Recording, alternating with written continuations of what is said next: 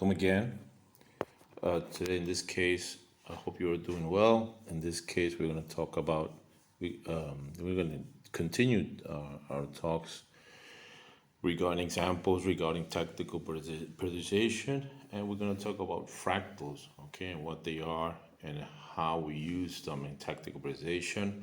First of all, I'd like to point out that since there is a lot of confusion and due to that, tactical precision has become very fashionable, and a lot of people are talking and giving conferences, and it's being studied in many coaching courses now. I would suggest or advise people to go directly to the sources, okay, because there is a lot of misinformation regarding tactical periodization. So please, if you're really interested in learning about tactical periodization, please try to get in touch with the people that studied or worked with Professor Vito Frade, Jose Guillermo Oliveira, all the people in Porto, headed by Mara Vieira, Jorge Couto Reis, and all the professors that really continue teaching what Professor Frade started created. Since there is a lot of misinformation and a lot of things that are being taught that really are not so in line with what Professor Frade created, okay? I wanted to point out this because I see a lot of confusion by many coaches on internet or regarding that they see books or material and they don't understand it or they don't agree with it, but it's really maybe not so in line with what Professor Frade created. Okay. Okay. Now, starting directly with what we were talking about today, the fractals. Okay. The fractals are. Remember that we're always talking about systemic on the theory of chaos here when we talk about tactical periodization. So the fracting is actually the fact of fracturing or representing a chaotic model in submodels existing in various scales which are representative of this model. A fractal is an invariant or regular part of a chaotic system which by its structure and functionality can represent the whole independently from the scale where it can be found. So this fracting, what we practically mean is that how we're going to fracture or divide, okay, the information that we're gonna give to our team and to our players, okay, to our footballers, so that we can, as Professor Fade talks about, reduce without losing its richness, okay, which is always our goal, okay, throughout the whole week. So all this material I wanted to point out that is gathered from material from Professor Vito Frade and Jose Guillermo Oliveira, okay, things that we read and we have studied also with Professor Frade. As I said before, reduce without impoverishing it or reduce without losing its richness, okay, because it's very complex, football or soccer, okay, and this is going to be always our objective, okay. And the example he gives as a fractal, Professor Frade, is a leaf. So a leaf on a tree is the best example of a fractal, in this case of a tree. It has its DNA, part of its characteristics, although it is a leaf, a part of that tree, okay? So we see a football soccer team as a whole. A sector will be a fractal, okay? A line on the team will be a fractal, okay? A group will be a fractal.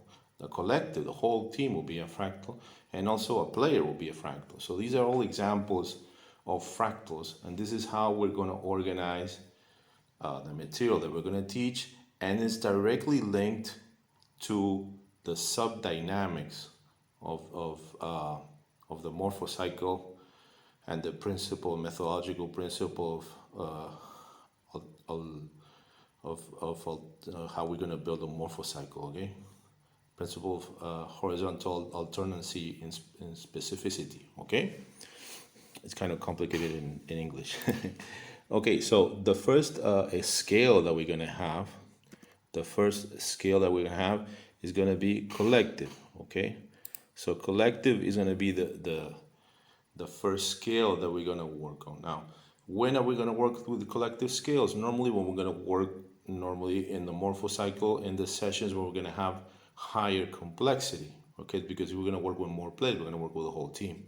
So normally, the days that we're gonna use scale, collective scale, is basically the days maybe when we're gonna work on the duration of the muscle contraction session. Okay, where we're gonna work macro principles, big spaces, a high amount of players. Okay, of course we can do maybe use a task or an exercise applying the skill of collective skill, but normally the complexity is going to be a little higher if the intensity is normal. Okay, so this will be the first scale collectively. So the second scale would be intersectorially. Okay, what we mean by intersectorially is when we're using at least two lines of the team, or it could be two lines and maybe one or two players if we need to even up numbers, for example. Okay, so normally we can use, for example, the line of defenders and the line of midfielders, or the line of defenders or the line of forwards, or the line of midfielders and the line of forwards. Okay, so this would be an intersectorial example. When are we going to use intersectorial scales? When we're going to have a complexity which is not totally high like collectively, but it's in between and high, a little bit lower complexity, but it's still medium high. Okay, when can we use intersectorial scales? Normally when it could be at the end of a tension session if we work progressively through complex progression in the whole week, or it can be the beginning of a duration of the muscle contraction session. Okay, or it can be also in between. Also, it can be in a session of speed. Also, it can be used. Also, okay. So this is another way of how we're going to work another scale. Now the other scale, the third one, will be the sectorial. What we mean by sectorial is when we're going to work just one line, okay? Normally in this case, okay, the complexity is going to be a little bit lower than before now. And this we can use this when we're going to work. I'm going to use some examples now later. Okay, when we're going to work in a session of tension or a session of speed. Okay, we're going to work specifically how the line is supposed to behave, the information that we want to give them, offensively, defensively, in transition, what they're supposed to do. Okay, the fourth scale that we can use will be the group. Okay, and the group will be positioning or taking a look at how your team is going to play, and the players that interact directly, they will form a group. So you can use 2, 3, 4 players that interact in a space by the position, and you can use this also. And this also, again, the complexity is not so high because we're working with maybe 3 or 4 players from each group, and we're going to work maybe the sessions of, you can use them in tension or in speed again specifically. Okay, or you can use passing from group to collective also in a session of duration, also the muscle contraction or tension. Okay, it doesn't have to be so square, but we do have to take into account the subdynamic.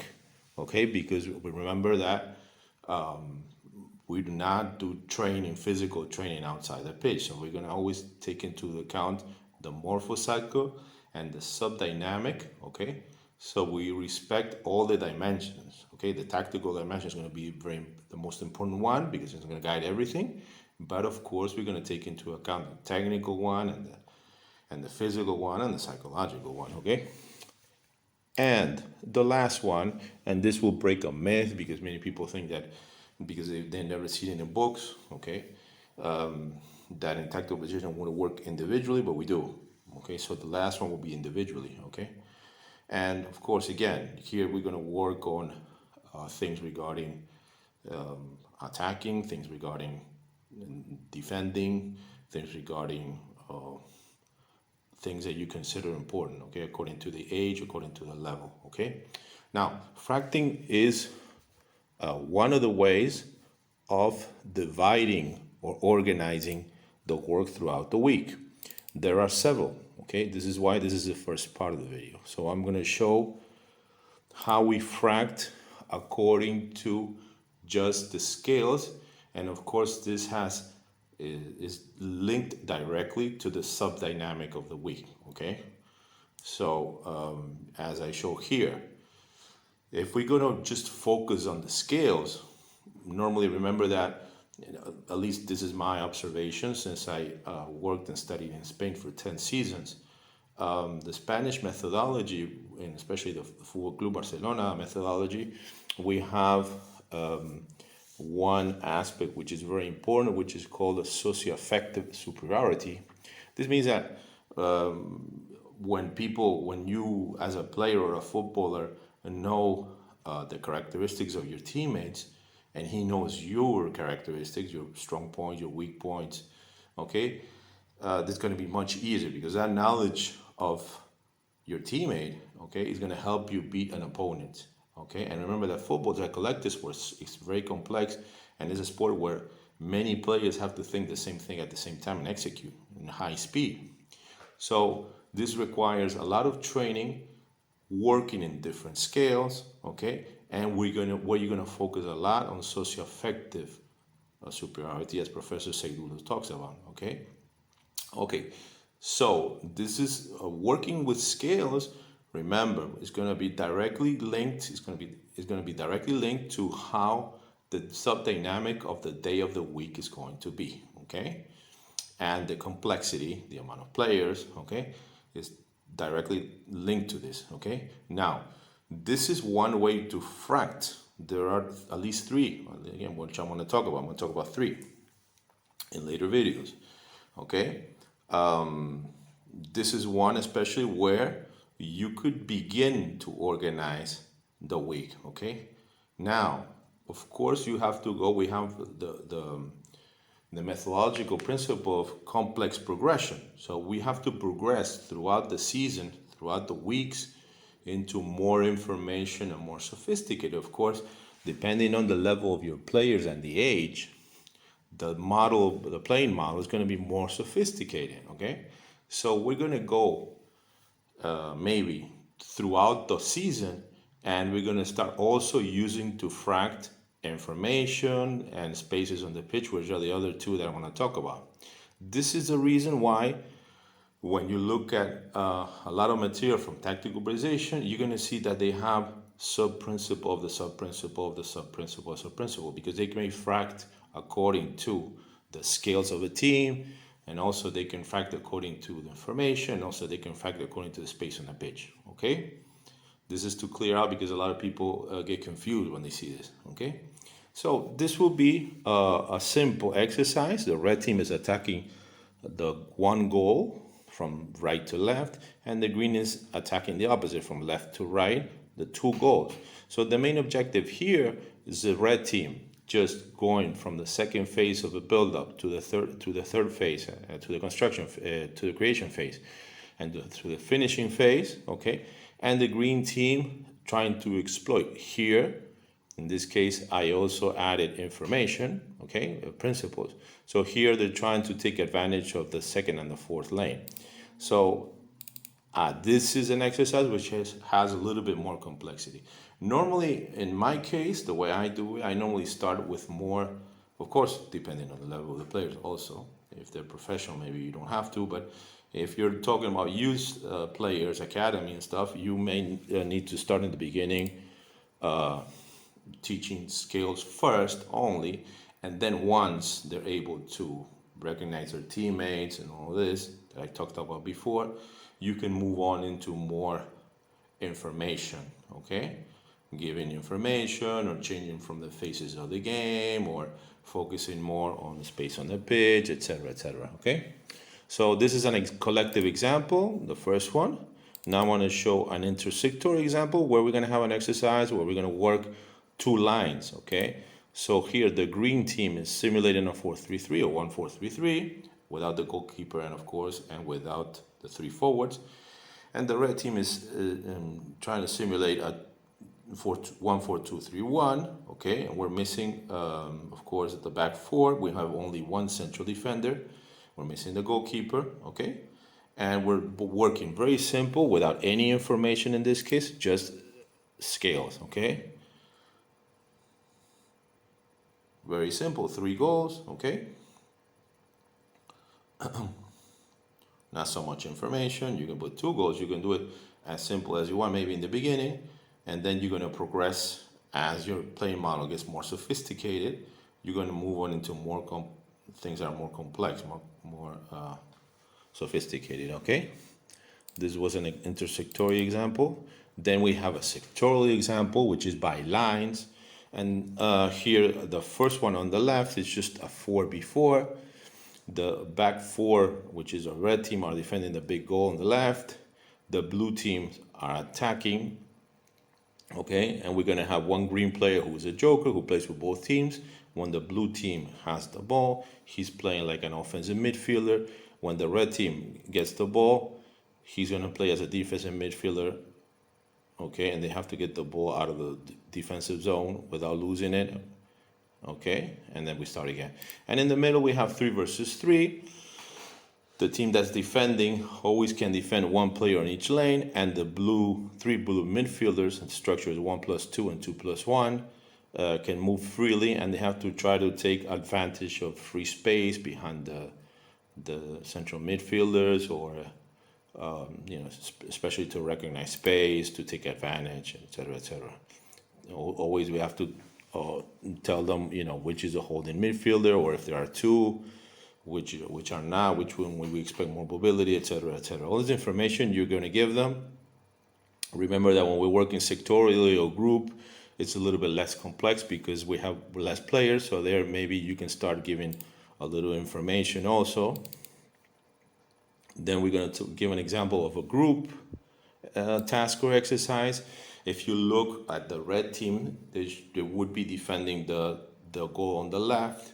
And if you look at the top rectangle, you're going to see a position of one left central defender on the red. Then we have a left fullback, a left wing, and an offensive midfielder on the left with a system of 1-4-3-3.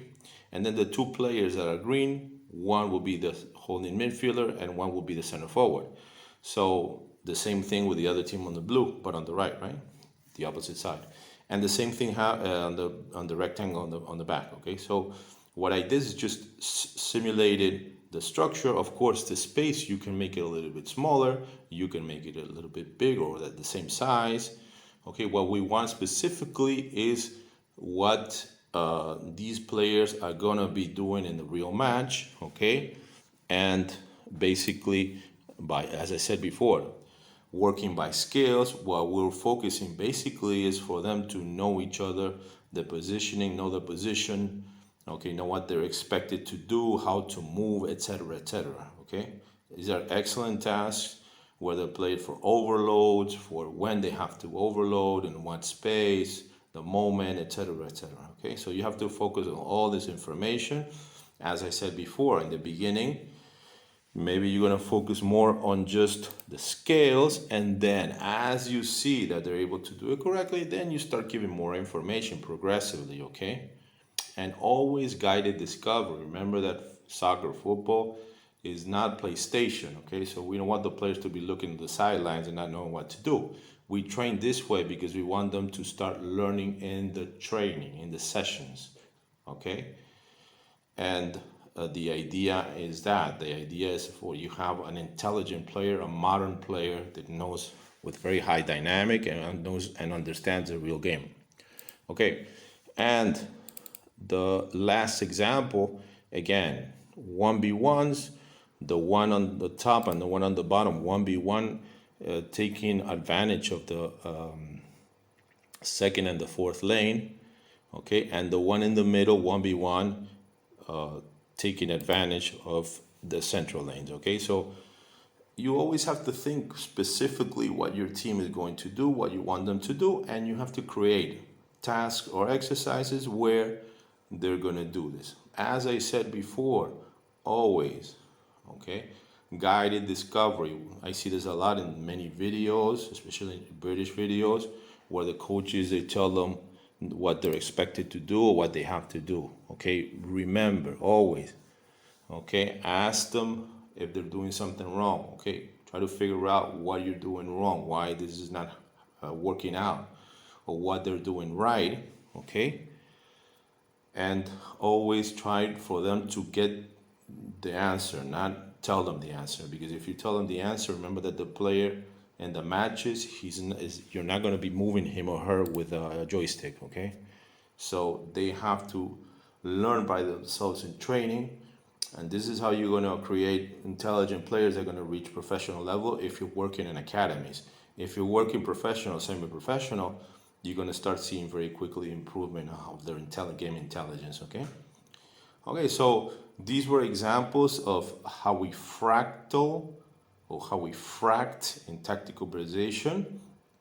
Okay, I hope you enjoyed and understood it. If you have any questions, please let me know regarding tactical periodization, regarding this or any other thing, and maybe I can solve them. Please, if you haven't subscribed, subscribe to the channel so we can get the channel to be monetized and we can keep finding material to show to everyone, and I'm sure it will help a lot of young coaches and many coaches that have the passion for the game like we do and are always learning and seeing new things. Okay, so have a good one, and I hope to see you again. Bye bye, take care.